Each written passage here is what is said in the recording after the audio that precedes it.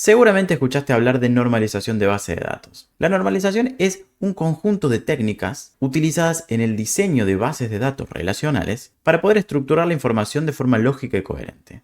Pero ¿por qué es tan importante la normalización? Primero porque reduce la redundancia, es decir, evita almacenar la misma información en distintos lugares, lo que facilita la actualización de los datos. Y también porque previene anomalías en tu base de datos, es decir, minimiza errores al insertar, actualizar o eliminar información de la base de datos. Y también porque protege la integridad de los datos, y la integridad es un concepto muy importante para las bases de datos relacionales. Un ejemplo muy rápido de esto sería una base de datos muy común entre clientes y pedidos, por ejemplo. Si los datos del cliente se repiten en cada registro de un pedido, cualquier cambio de información implica múltiples actualizaciones en distintos lugares de la base de datos. La normalización lo que hace es centralizar la información, relacionándola a través de claves, lo que garantiza la coherencia pero además simplifica el mantenimiento.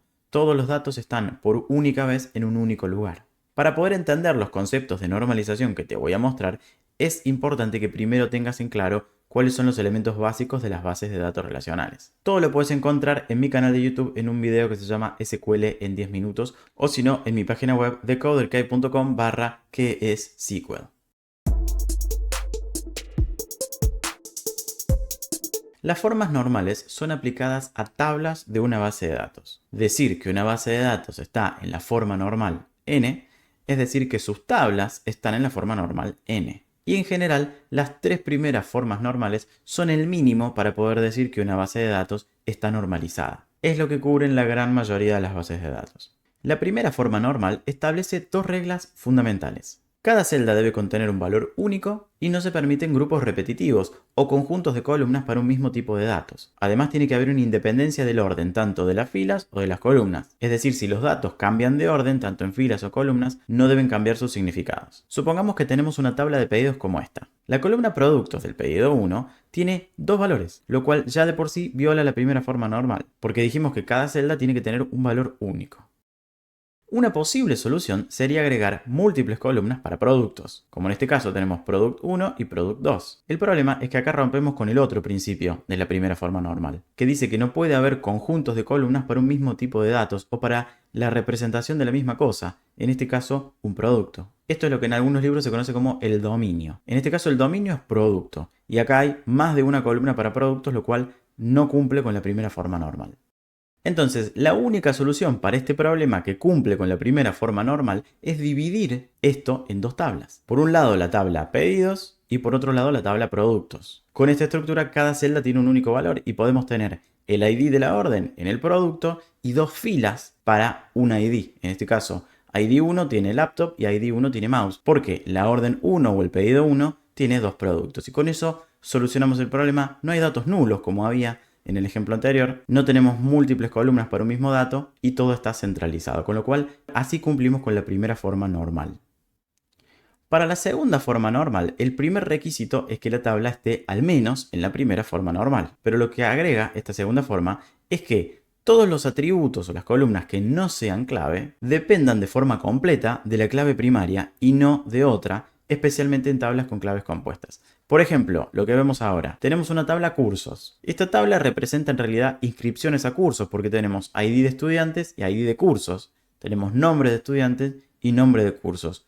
Todo en la misma tabla. Cada celda tiene un valor único, con lo cual cumple con la primera forma normal. Sin embargo, acá tenemos redundancia porque tenemos repetido el nombre del estudiante, por ejemplo, en las filas 1 y 2, cuando en realidad lo único que queremos representar es que el estudiante 1 está inscripto a dos cursos. Esto lo podríamos hacer de otra forma para evitar esa redundancia y tener dos filas con el mismo dato. Una base de datos en su segunda forma normal tendría una división en tres tablas.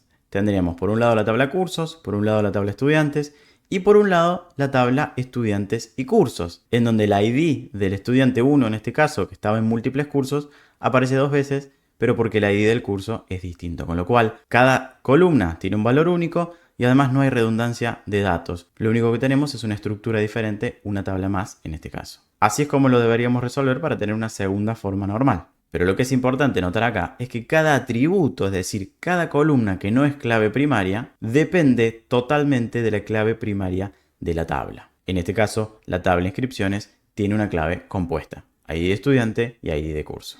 La tercera forma normal requiere que, Primero, la tabla esté en segunda forma normal por lo menos. Y que no existan dependencias transitivas en atributos no claves o en columnas que no son clave primaria o clave compuesta. Acá tenemos una tabla de empleados. Tenemos el ID del empleado y tenemos su nombre, tenemos el departamento y tenemos la ubicación del departamento. Aquí, la última columna, la ubicación del departamento, depende del departamento y no del empleado. No tiene en realidad nada que ver con el empleado. Quizás necesitemos saber en dónde trabaja físicamente el empleado, pero la forma en la cual está agregado el dato está generando una dependencia transitiva que no tiene que ver con la clave primaria de esta tabla, que es el ID del empleado. En la tercera forma normal, cada atributo que no sea una clave tiene que estar directamente relacionado con la clave primaria. En este caso, el ID del empleado. La solución es muy parecida a lo que vimos antes.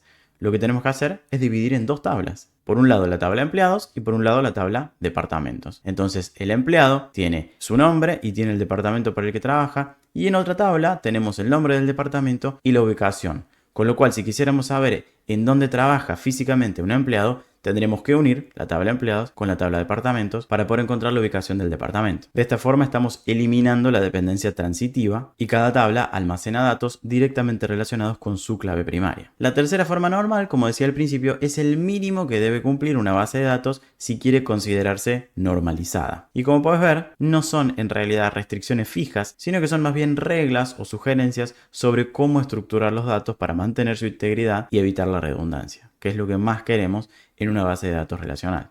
Pero también podemos ir más allá en las formas normales y encontrarnos con una cuarta forma normal. La cuarta forma normal se centra en eliminar las dependencias multivaluadas. Esto ocurre cuando para una misma clave existen dos o más conjuntos de datos independientes que se combinan de forma redundante. Esto ocurre cuando para una misma clave primaria existen dos o más conjuntos de datos independientes que se combinan de forma redundante. Y esto lo vamos a ver claro en el ejemplo.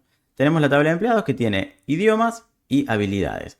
Ambas propiedades, ambos atributos relacionados con la clave primaria porque son atributos del empleado. Ahora bien, estos dos tipos de datos, lenguajes y habilidades, son dos tipos de datos, dos tipos de información que son diferentes entre sí y pueden crecer de manera diferente. Y como queremos que cada fila en realidad sea única, lo que logramos es una combinación redundante de datos, porque queremos decir que el empleado maneja el inglés y el español y que además tiene habilidades en programación y en administración. Pero como tenemos una única columna para el lenguaje y una única columna para habilidades, porque esto está en la tercera forma normal, tenemos una combinación de filas que, si bien son todas únicas, hay una redundancia en un dato que se repite. Se repite o el lenguaje o la habilidad. La manera de solucionar este problema en la normalización siempre vuelve al diseño de la base de datos. Entonces, lo que vamos a hacer es estructurar la base de datos en dos tablas en lugar de en una. Una tabla para empleados y lenguajes y una tabla para empleados y habilidades. Y por otro lado, seguramente tendremos la tabla empleado con su nombre, con lo que sea.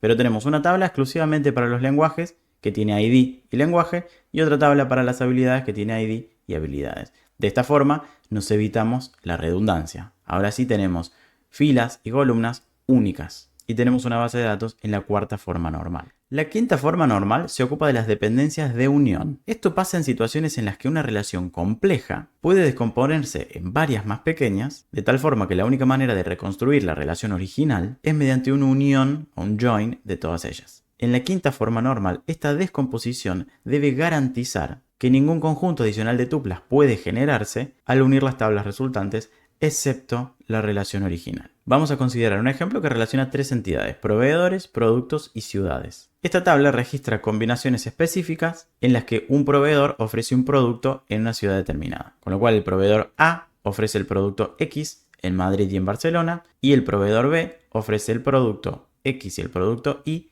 también en Barcelona y en Madrid. Ahora imaginemos que queremos descomponer esta tabla. Una descomposición ingenua sería esta, en donde tenemos dos tablas: proveedores productos y productos ciudades. Sin embargo, si uniéramos estas dos tablas nuevas, se generarían combinaciones que no estaban en la tabla original. Es decir, si uniéramos estas dos tablas, obtendríamos 4 combinaciones posibles para cada producto, lo que generaría 8 combinaciones en total, muchas de las cuales no estaban presentes en la relación original. Esto no cumple con la quinta forma normal. Entonces, la manera en la cual lo deberíamos hacer es en 3 relaciones. Y aunque estas tablas contienen más combinaciones y podría parecer contraintuitivo, la restricción de unión, o la regla del negocio, que es la que define la relación original, se impone para asegurar únicamente las combinaciones posibles: que el proveedor A tiene el producto X en Madrid, que el proveedor A tiene el producto Y en Barcelona. Si bien este es un poco más complicado de ver, la idea es que si unimos estas tablas vamos a volver a tener la relación original, que es la que mostré al principio, que no está en la quinta forma normal. Entonces, la quinta forma normal en realidad es para sistemas muy complejos en donde la estructura de los datos y las reglas de negocio realmente lo requieren, porque estamos tratando de dividir una tabla o llevarla a su mínima expresión, digamos, sería una mejor forma de decirlo. No necesariamente, como dije antes, una base de datos normalizada tiene que estar normalizada a la quinta forma normal. Pero si quisiéramos, así es como se hace y esto es lo que tendríamos que tener en cuenta. Ahora, algunas preguntas que siempre surgen. ¿La normalización afecta el rendimiento de mis consultas en la base de datos? Y la respuesta es que, en general, no. Generalmente lo que ganamos es mejorar la integridad y reducir errores, que es muy importante para nuestra base de datos relacional. Obviamente que sí, en sistemas o con consultas muy complejas puede haber un impacto en el rendimiento, eso es cierto, lo que a veces lleva a muchas bases de datos en sistemas del mundo real a pensar en una desnormalización controlada, sobre todo en sistemas decisionales en donde hay muchas transacciones y lo que queremos es acceder rápidamente a determinada información que sabemos que siempre la vamos a necesitar juntas. Bueno, lo que se hace es tener el dato normalizado y en general se hace una réplica de esa base de datos o se utiliza alguna herramienta paralela para tener la base de datos o esos datos desnormalizados en otra base de datos. Eso es lo que en general se hace. ¿Puede afectar el rendimiento? La respuesta es que sí, pero solamente cuando las consultas son muy complejas. Y estoy hablando de sistemas muy grandes. Si no, es todo beneficio. Otra pregunta que surge mucho es si siempre es necesario aplicar todas las formas normales. La respuesta es que no, como lo fui diciendo en el video. La mayoría de las aplicaciones que usan bases de datos relacionales cumplen hasta la tercera forma normal y con eso es suficiente para mantener integridad y evitar redundancia, como dijimos. Las formas más avanzadas en general se dejan para sistemas muy complejos que de cualquier manera cuando se vuelven demasiado complejos y necesitan una gran ingeniería a la hora de normalizarlo para que tenga un buen rendimiento, se suele llevar, como dijimos, a formas desnormalizadas o incluso a otros tipos de paradigmas de bases de datos, que también los tengo bien explicados en el canal si te interesa verlos, paradigmas de bases de datos en decoderkey.com. En resumen, primera forma normal, cada celda tiene que tener un único valor. Segunda forma normal, se eliminan las dependencias parciales. Tercera forma normal, se eliminan las dependencias transitivas. Y cuarta y quinta forma normal son refinamientos para relaciones complejas.